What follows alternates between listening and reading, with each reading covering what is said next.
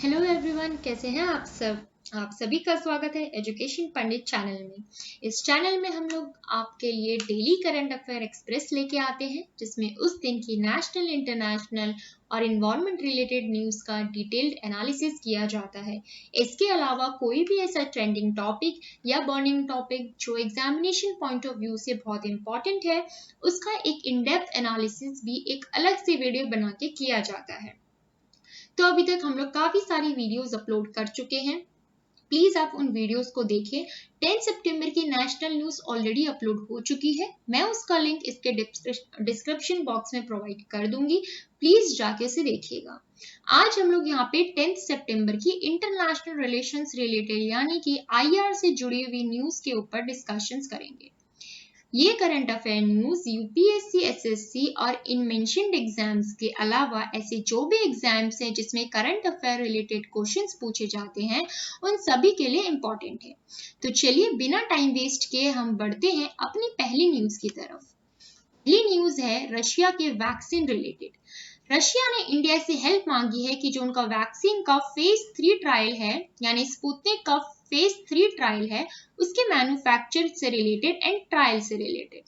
जैसे कि आपको पता है कि अभी एक होड़ मची हुई है कुछ देशों के बीच में कि सबसे पहले कोविड वैक्सीन कौन लेके आता है। जैसे आपको पता होगा कि डोनाल्ड ट्रंप, जिन्होंने जो उनके वहां पे प्रेसिडेंशियल इलेक्शंस होने वाले हैं नवंबर में, तो उन्होंने ये दावा कर दिया है कि उससे पहले हम वैक्सीन ले आएंगे। लेकिन वैक्सीन को लाने में और उसे बनाने में एक अलग ही प्रोसीजर होते हैं। तो चलिए इस न्यूज में देखते हैं कि इस न्यूज में क्या है। सेंटर ने ट्यूसडे को ये कंफर्म किया कि रशिया की जो वैक्सीन है स्पुतनिक 5, जिसका फेज 3 ट्रायल चल रहा है, उन्होंने हमसे दो तरीके की हेल्प मांगी है। वो है either manufacture in India in partnership with domestic companies और its phase 3 clinical trials could be conducted in multiple Indian sites. यानी कि वो चाहते हैं कि या तो हम जो वैक्सीन है उसको पार्टनरशिप के थ्रू इंडिया में मैन्युफैक्चर करें, या फिर हमारे अलग अलग इंडियन साइट्स जो हैं यानी जगहों पर फेज 3 का ट्रायल किया जाए। तो चलिए थोड़ा डिटेल में देखते हैं इस न्यूज में क्या है। रशियन गवर्नमेंट ने इंडियन गवर्नमेंट से हेल्प मांगी है दो चीजों के ऊपर, या ऐसे कह सकते हैं कि दो चीजों के ऊपर इनके बीच में बातचीत हुई है। बातचीत किसको लेकर के हुई है? वो चाहते हैं कि हम अपनी नेटवर्क ऑफ कंपनीज जो वैक्सीन मैन्युफैक्चरिंग के लिए जानी जाती है, जिनकी क्वालिटी काफी अच्छी होती है, उनके थ्रू हम ये स्पुतनिक वैक्सीन जो है उनका मैन्युफैक्चर करवाएं, या फिर फेज 3 या फिर कोई भी ऐसी ब्रिजिंग स्टडीज जो बाकी रह गई है इस ट्रायल के लिए या इस वैक्सीन के लिए, वो इंडिया में कंडक्ट हो। यानी आप समझे कि दो चीजें यहाँ पे बोली गई हैं कि या तो आप इनका मैन्युफैक्चर करवाओ, या फिर यहाँ पे आप फेज 3 का जो ट्रायल है वो करवाओ। अब ये विन विन सिचुएशन है इंडिया और रशिया के लिए। मतलब ऐसा नहीं कि इंडिया नहीं चाहता है कि ऐसा हो या फिर इंडिया दुखी है, नहीं, ये दोनों के लिए, इंडिया और रशिया के लिए, अगर हम as an international relation level पे बात करें तो ये काफी अच्छी खबर है कि रशिया हम पर विश्वास करता है। वो समझता है कि हमारे इंडिया में इतनी कैपेबिलिटीज हैं कि हम ये चीजें कर सके। अगर हम स्पुतनिक 5 की बात करें तो आपको पता है कि रशिया की कोविड-19 की तरफ से बनाई जाने वाली वैक्सीन है, जो कि एक adenovirus vector based vaccine है, जिसको Gamaleya scientific research institute of epidemiology and microbiology इस इंस्टीट्यूट के द्वारा बनाया जा रहा है। इसके साथ साथ रशियन डायरेक्ट इन्वेस्टमेंट फंड भी इनके पार्टनर में है, मतलब ये दो लोगों की पार्टनरशिप के थ्रू बनाया जा रहा है, और अगस्त 11 को ये रजिस्टर कर लिया गया था। यानी कि अभी रशिया ने फेज 3 ट्रायल पे पहुंच चुका है, बट इसमें ये चीजें हैं कि लोग जो है इसका अभी ट्रस्ट नहीं कर पा रहे हैं। क्यों? क्योंकि इन्होंने इतना ओपन नहीं रखा है अपने ट्रायल्स को। इनका फेज 2 ट्रायल कब हुआ पता नहीं चला, किस पे किया कोई न्यूज नहीं है। इनका फेज 3 ट्रायल भी अब आ चुका है और ये चालू भी हो गया है। तो अभी हम आगे एक और न्यूज पढ़ेंगे इसी कोविड वैक्सीन के रिलेटेड। तो फेज 3 ट्रायल है, लेकिन कितना, मतलब उसका डिटेल उतना आउट नहीं किया जाता है इनके तरफ से। तो यहाँ पे समझने वाली चीज ये थी कि रशिया ने इंडियन गवर्नमेंट से दो चीजों के ऊपर बातचीत की है, या तो मैन्युफैक्चर या फिर फेज 3 का ट्रायल। अगर हम इंडिया की बात करें तो इंडिया में ही 3 वैक्सीन एडवांस स्टेज पे हैं, जिसमें से 2 तो इंडिजीनियस है, यानी 2 इंडिया में ही बनाई जा रही है, एक जाइडस कैडिला के द्वारा और एक भारत बायोटेक के द्वारा in collaboration with the ICMR, यानी कि ICMR Indian council of medical research. तो 2 तो हमारी इंडिजीनियस है और एक जो है SII यानी सीरम इंस्टीट्यूट ऑफ इंडिया, इन्होंने एस्ट्राजेनिका, जिसकी न्यूज अभी आगे आएगी, एस्ट्राजेनिका के साथ मिल करके कोविड-19 वैक्सीन के मैन्युफैक्चर का जिम्मा संभाला है। एस्ट्राजेनिका यूनिवर्सिटी ऑफ ऑक्सफोर्ड के साथ मिल करके कोविड-19 वैक्सीन के ऊपर काम कर रही है और SII जो सीरम इंस्टीट्यूट ऑफ इंडिया है, उन्होंने एस्ट्राजेनिका के साथ पार्टनरशिप की है कि कोविड-19 वैक्सीन का मैन्युफैक्चर करेंगे और डेवलप करेंगे उन देशों के लिए जो लो या फिर लो इनकम कंट्रीज जो होती हैं उनके लिए। तो आपको ये याद रखना है कि इंडिया में भी 3 वैक्सीन है जो एडवांस स्टेज पे पहुंच चुकी है। ये थी हमारी पहली न्यूज। अब हम बढ़ते हैं अपने नेक्स्ट न्यूज की तरफ, जो कि बहुत दिनों से बनी हुई है चर्चा में। अभी रिसेंटली अरुणाचल प्रदेश से 5 लोग मिसिंग हो चुके थे वहां के। जब हमने चाइना से ये बात करने की कोशिश की सबसे पहले कि क्या आपके पास हमारे 5 यूथ को आपने बंधक बनाया है या आपने उन्हें अरेस्ट किया है जो अरुणाचल प्रदेश से लास्ट वीक मिसिंग थे, तो चाइना की तरफ से सबसे पहले ट्वीट किया गया, जो कि उनकी तरफ से कहा गया कि सबसे पहली चीज तो चाइना ने कभी भी अरुणाचल प्रदेश को एज अरुणाचल प्रदेश रिकॉग्नाइज नहीं किया। उन्होंने हमेशा इसे चाइना का साउथ तिब्बत रीजन माना है। तो सबसे पहले तो उन्होंने बोला कि अरुणाचल प्रदेश क्या है हम नहीं जानते और हमें इसके बारे में कोई भी डिटेल्स भी नहीं है कि क्या कोई 5 ऐसे लोग हैं जो क्रॉस करके हमारी तरफ या मतलब आ चुके हैं और हमारे यहाँ से इन्हें अरेस्ट किया गया है।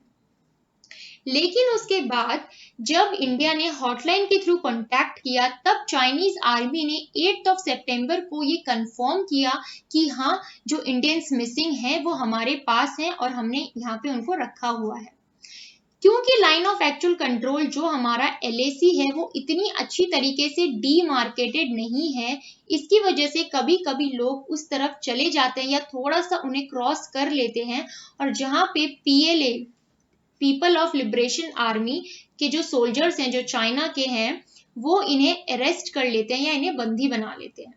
तो यही हुआ था उस दिन भी कि उन्होंने इनको बंदी बना लिया। पहले इन्होंने एक्सेप्ट करने से इनकार कर दिया, लेकिन बाद में जब हॉटलाइन के थ्रू इनसे कांटेक्ट किया गया तो इन्होंने कंफर्म किया कि हाँ, हमने उन्हें अपने पास रखा है, बंधक बनाया है। अब हम बढ़ते हैं नेक्स्ट न्यूज की तरफ। ये भी उसी से रिलेटेड है क्योंकि अभी इंडिया, आप सबको पता है कि इंडिया और चाइना के बीच में अभी स्टैंड ऑफ चल रहा है। बहुत ही मतलब एक तरह से अगर कहा जाए वॉर की सिचुएशंस चाइना क्रिएट कर रहा है तो ये गलत नहीं होगा। डेली उनकी तरफ से कोई ना कोई ऐसी एक्टिविटीज की जाती है जो कोई ना कोई एग्रीमेंट या फिर पॉलिसी का उल्लंघन कर रही होती है। तो चाइना अभी यहाँ पे पूरी वॉर लाइक सिचुएशन क्रिएट करना चाहता है और पूरी तरीके से उस LAC के वहां पे जो भी हाइट्स है वहां पे अपना कंट्रोल बनाना चाहता है एक तरीके से। तो उसी में इंडिया की तरफ से और चाइना दोनों की तरफ से सबसे पहले ये हुआ कि पहले चाइनीज आर्मी ने ये क्लेम किया कि इंडियन ट्रूप्स ने फायर किया LAC पर, जो LAC लद्दाख में है वहां पे इंडियन ट्रूप्स के द्वारा फायर किया गया। लेकिन इंडियन आर्मी ने अपना स्टैंड क्लियर करते हुए कहा कि इंडियन आर्मीज ने नहीं, चाइनीज ट्रूप थे जिन्होंने फ्यू राउंड्स ऑफ फायरिंग की, क्योंकि चाइनीज ट्रूप उसे क्रॉस करने की, LAC को क्रॉस करने की कोशिश कर रहे थे और जब इंडियन सोल्जर्स ने उन्हें बताया कि आपको यहाँ से वापस जाना चाहिए तो वापस जाते वक्त उनमें से कुछ ने यहाँ पे कुछ राउंड्स फायरिंग की। तो इंडिया ने क्लियर शब्दों में कहा कि इंडिया की तरफ से नहीं, चाइनीज ट्रूप्स की तरफ से सबसे पहले फायर शॉट्स किए गए। अगर हम बात करें तो इंडिया और चाइना के बीच में 1975 से लेकर अब तक कोई भी फायर शॉट्स नहीं किए गए थे। अभी जो इससे पहले गलवान वैली में हुआ वो भी सबसे पहला था और अब यहाँ पे जो वापस दूसरी बार किया गया। इंडिया पूरी तरीके से कमिटेड है disengagement and D-escalating the situation, मतलब इंडिया नहीं चाहता है कि ये सिचुएशन और वर्स हो। अभी हाल फिलहाल में ही डिफेंस मिनिस्टर की मीटिंग हुई थी, इंडिया और चाइना के जो डिफेंस मिनिस्टर थे, चाइना के द्वारा रिक्वेस्ट की गई थी इंडिया कि डिफेंस मिनिस्टर को कि हमारी एक मीटिंग ऑर्गेनाइज की जाए। आप सबको पता होगा कि रशिया के मॉस्को में अभी शंघाई कोऑपरेशन ऑर्गेनाइजेशन चल रहा है, जहां पे पहले डिफेंस मिनिस्टर गए थे और अब वहां पे फॉरेन मिनिस्टर्स की भी मीटिंग्स होने वाली है। तो वहां पे भी इंडिया ने अपना स्टैंड बिल्कुल क्लियर रखा था कि इंडिया अपनी सोवरेनिटी और इंटीग्रिटी से बिल्कुल भी कॉम्प्रोमाइज नहीं करेगी। लेकिन इंडिया ये भी नहीं चाहती कि कोई भी वॉर लाइक सिचुएशंस वहां पे क्रिएट हो, और इंडिया पूरी तरीके से कमिटेड है डिसएंगेजमेंट और डी एस्केलेटिंग द सिचुएशन। जो वहां पे हालात बने हुए हैं उनको काबू करने के लिए पूरी तरीके से कोशिश कर रही है। तो ये अभी मीटिंग्स में दोनों की तरफ से पक्ष अपने रखे जा रहे हैं और डेली एलएसी पे कोई ना कोई न्यूज बनती रहती है। अगर हम डिटेल्स की बात करें, क्योंकि जब गलवान वैली का सिचुएशन आया था, जब वहां पे जो चीजें हुई उसके बाद अपोजिशन की तरफ से बहुत सवाल उठाए गए कि क्यों इंडियंस की तरफ से पहले इन द सेंस कि वो आर्म्स क्यों नहीं थे, उनके पास हथियार नहीं थे क्या। तो वहां पे ये स्टैंड लेते हुए इंडियन गवर्नमेंट ने ये बताया, जो हमारी रूलिंग गवर्नमेंट है मोदी जी की सरकार, उन्होंने ये बताया कि उनके पास हथियार थे, लेकिन 1996 और 2005 में एग्रीमेंट्स किए गए इंडिया और चाइना के बीच में। वहां पे इन एग्रीमेंट्स में क्लियरली लिखा गया कि अगर कभी भी ऐसी फेस टू फेस, जो बहुत सारी पॉइंट्स थे जो मेन है इसमें, कि कभी भी अगर ऐसी फेस टू फेस सिचुएशंस आती है तो उनको बातचीत के द्वारा हल किया जाएगा, फायर शॉट्स नहीं किए जाएंगे। मतलब पहले उन्हें बातचीत के द्वारा हल किया जाएगा, कन्वर्सेशंस के थ्रू।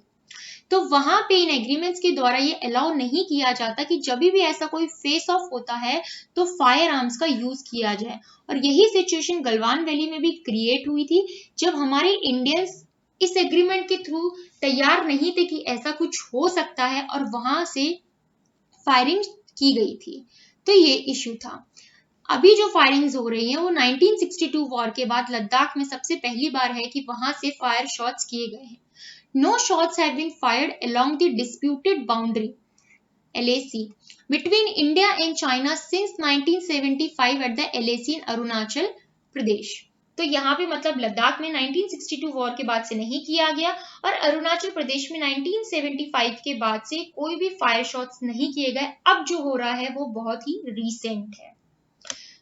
अब हम बढ़ते हैं नेक्स्ट न्यूज की तरफ। नेक्स्ट न्यूज बहुत इंपॉर्टेंट है। Indo Pacific cooperation maritime security in focus at trilateral dialogue. देखिए, जो हमारा इंडो पैसिफिक रीजन है, जो Indian Ocean and Pacific Ocean का जो रीजन है, वो बहुत ही ज्यादा इंपॉर्टेंट है, और हर कंट्री की अब इस पे नजर बनी हुई है। May it be China, USA या कोई भी कंट्री की आप बात कर ले, हर एक कंट्री की नजर इस रीजन पे बनी हुई है। क्योंकि अगर स्पेसिफिकली हम इंडियन ओशंस की बात करें तो एक्सेप्ट ऑस्ट्रेलिया को छोड़ करके उसको जो सराउंडिंग कंट्रीज हैं, mostly they are developing countries, और वो चाहते हैं अपना वहां पे स्टैंड बनाना कि कितना इंपॉर्टेंट है वो स्ट्रैटेजिकली इंडो पैसिफिक रीजन। तो यहाँ पे इंडिया, ऑस्ट्रेलिया और फ्रांस, इनके द्वारा ऑनलाइन पहली फर्स्ट ट्राइलेटरल डायलॉग मीटिंग रखी गई। ट्राई क्यों? क्योंकि 3 देश शामिल थे, इंडिया, ऑस्ट्रेलिया एंड फ्रांस। तो एक ऑनलाइन मीटिंग कंडक्ट की गई थी। इनका मतलब जो फोकस था कि हम लोग इंडो पैसिफिक रीजन पे कोऑपरेशन करके अपनी जो पकड़ है उसको कैसे और स्ट्रॉन्ग कर सकते हैं, मतलब हम अपना वहां पे पोजीशन कैसे और होल्ड कर सकते हैं, स्ट्रॉन्ग कर सकते हैं। क्योंकि चाइना लगातार वहां पे अपनी कोशिशें जारी रख रहा है कि किस तरीके से उस पूरे एरिया को एक अकेला बन जाए होल्ड करने वाला। तो यहाँ पे उसी को मद्देनजर रखते हुए एक मीटिंग ऑर्गेनाइज की गई। अगर हम इसकी डिटेल्स की बात करें तो 2 पॉइंट डिस्कस किए गए मेनली। मैरीटाइम सिक्योरिटी, यानी कि जो मैंने आपको बताया कि जो ओशंस में मैरीटाइम सिक्योरिटी की बात की गई, और दूसरा resilient global supply chains in the wake of कोविड-19 पेंडेमिक। देखिए, जो चाइना है हमारा, चाइना सबसे बड़ा मैन्युफैक्चरिंग हब है, और यहीं से सबसे ज्यादा ग्लोबल सप्लाई भी किया जाता है, मतलब बाकी देशों में। एक तो अभी कोविड-19 की जो सिचुएशन है, पेंडेमिक की वजह से बहुत सारी इंडस्ट्रीज हॉल्ट पे यानी काम नहीं कर पा रही है। तो ऑलरेडी इसकी वजह से ग्लोबल सप्लाई चेन में बहुत ज्यादा डिसरप्शन हो चुका है, और यूएसए और चाइना के बीच में रेगुलर कॉन्फ्लिक्ट चलता रहता है इन केस ऑफ, अगर हम देखें ट्रेड के मामले में। तो बाकी देशों को ये थोड़ी एक मतलब आप कह सकते हैं कि टेंशन बनी रहती है कि इनके वजह से जो ग्लोबल सप्लाई चेन डिसरप्शन और ज्यादा ना हो। तो ये मीटिंग रखी गई, इससे ओवरकम हम लोग कैसे करें इन द वेक ऑफ कोविड-19 और फ्यूचर में भी, ताकि सिर्फ हम एक अकेली कंट्री यानी चाइना पे सप्लाई चेन के लिए डिपेंडेंट ना रहे। तो इन दो चीजों पे यहाँ पे डिस्कशंस किए गए। Resilience refers to the ability of a company to bounce back from a large disruption. ये मीटिंग एक यूनिक अपॉर्चुनिटी थी तीनों कंट्रीज के लिए कि वो एक प्रोग्रेस रिपोर्ट देख सके कि इन तीनों ने मिल करके इन रिसेंट ईयर्स में या बायलैटरली भी आपस में दो देशों ने मिल करके क्या प्रोग्रेस किया है उस रीजन में। इंडिया ने अपना यहाँ पे इंटरेस्ट दिखाया कि वो सस्टेनेबल फिशरीज इंडियन ओशियन में, technologies for harvesting of deep ocean resources, ocean thermal energy conversion, इन सब में वो कोलैबोरेट करना चाहती है और उन्होंने अपना इंटरेस्ट पूरी तरीके से वहां पे शो किया। इसके अलावा यहाँ पे इकोनॉमिक और जियो स्ट्रैटेजिक चैलेंजेस कि इकोनॉमिक तरीके से जो पैंडेमिक की वजह से अब क्या चैलेंजेस हमें फेस करने पड़ सकते हैं और जियो स्ट्रैटेजिकली जो चैलेंजेस उनको आएंगे उनके ऊपर उन्होंने बात की। And cooperation in the Indo Pacific particularly in the context of pandemic and domestic responses to कोविड-19, यानी स्पेशली कोरोना वायरस को जो ये टाइम चल रहा है इसमें इनको इकोनॉमिकली और जियो स्ट्रैटेजिकली जो चैलेंजेस फेस करने को मिल रहे हैं या इन फ्यूचर मिल सकते हैं और किस तरीके से हम इनको ठीक कर सकते हैं, आपस में कोऑपरेट करके उनके ऊपर डिस्कशन किया गया। तो बेसिकली मतलब यहाँ पे तीन कंट्रीज अगर हम देखें तो तीन कंट्रीज साथ में I for Indo Pacific reason, यहाँ पे अपना एक इम्पोर्टेंस दिखाने के लिए। तो आप देख सकते हैं कि यहाँ पे कंट्रीज एक साथ आ रही हैं, मीटिंग्स कर रही हैं इंडो पैसिफिक रीजन में अपना दबदबा या फिर अपना रीच बढ़ाने के लिए। तो ये थी इसमें आज की न्यूज। आगे हम बढ़ते हैं, what pause means for vaccine. मैंने कहा था आपको कि एक आर्टिकल और आने वाला है, ये वही है। न्यूज में ये इसीलिए है क्योंकि एस्ट्राजेनेका जिन्होंने ऑक्सफोर्ड यूनिवर्सिटी के साथ कोलैबोरेट करके वैक्सीन बना रही हैं, उन्होंने ट्यूसडे को जो फेज 3 के जो ट्रायल्स चल रहे थे उनको होल्ड पे डाल दिया। After reports emerge of severe adverse reaction in a volunteer being injected with the vaccine probably in the UK. मतलब ये जो वैक्सीन का ट्रायल है 3 फेजेस में होता है, basically phase 1, phase 2 and phase 3। Phase 1 जो होता है आपका लैब में होता है, यानी कि एनिमल्स बेसिकली जो रैट्स होते हैं, चूहे होते हैं, उनके ऊपर किया जाता है। फेज 2 जो होता है वो आपकी कुछ पर्सन्स पे किया जाता है, कुछ लोगों पे किया जाता है, बहुत ही लिमिटेड। और फेज 3 जो होता है वो काफी मतलब बड़ा ट्रायल होता है as comparison to phase 2 trial, और यहाँ पे हर एक एज ग्रुप के इंसान के ऊपर इस ट्रायल को कंडक्ट किया जाता है। तो इसी ट्रायल के दौरान एस्ट्राजेनेका जो बहुत सारे देशों में इनका ट्रायल चल रहा है, यूके, ब्राजील, साउथ अफ्रीका, तो यहाँ पे यूके में से मोस्ट प्रोबेबली यूके में से एक केस ऐसा आया है जिसमें साइड इफेक्ट्स के बारे में बताया गया है। वैक्सीन का जो ट्रायल होता है बेसिकली 2 चीजों के लिए होता है, एक तो उस वैक्सीन की कितनी स्कोप है या वो कितना ठीक कर सकती है, और दूसरा होता है उनके साइड इफेक्ट्स के बारे में कि उस वैक्सीन के कोई साइड इफेक्ट्स हैं या नहीं। अब साइड इफेक्ट्स कभी कभार जल्दी भी पता चल जाते हैं और कभी कभार बहुत लेट, इसलिए आप देखते हैं कि कोई डिजीज ऐसी होती है जिनका वैक्सीन अभी तक आ रहा होता है क्योंकि बहुत सारे प्रोसेस से उसको गुजरना पड़ता है। ऐसा नहीं है कि डोनाल्ड ट्रंप ने बोल दिया कि 9 नवंबर को इलेक्शंस हैं तो उससे पहले पहले हमारे पास वैक्सीन आ जाएंगे, उन्होंने बोल दिया, लेकिन इनका एक अपना प्रोसीजर होता है जिससे वैक्सीन बनाई जाती है। अगर वैक्सीन इनकेस 9 नवंबर तक आ गई और उसके 1 साल के बाद या 2 साल के बाद उसके एडवर्स इफेक्ट यानी साइड इफेक्ट्स हमको देखने को मिले, तो उसका रिस्पॉन्सिबल उस टाइम पे कौन होगा, कौन इसकी रिस्पॉन्सिबिलिटी लेगा। तो इसीलिए सिर्फ एक केस अभी ऐसा मिला है जिसकी वजह से एस्ट्राजेनेका ने होल्ड पे डाल दिया है ट्रायल को। अब ये अभी कंफर्म नहीं है कि पूरे ग्लोबल ट्रायल को होल्ड पे डाल दिया गया है या कुछ ही देशों में, ऐसा नहीं है कि परमानेंट होल्ड है। इनके पहले ये देखा जाएगा कि उनके अंदर ट्रांसवर्स मल्टीज नाम का इन्फ्लेमेटरी सिंड्रोम देखा गया। तो सबसे पहले ये चेक किया जाएगा कि स्पेसिफिकली ये इसी वैक्सीन की वजह से हुआ है या उनके अंदर पहले से कोई ऐसी डिजीज थी या कुछ ऐसा था जिसकी वजह से ये रिएक्शंस हमको देखने को मिल रहे हैं। उसके बाद जब अगर वो ठीक होता है देन हम लोग वापस से एस्ट्राजेनिका कंपनी उसको ट्रायल को स्टार्ट करेगी।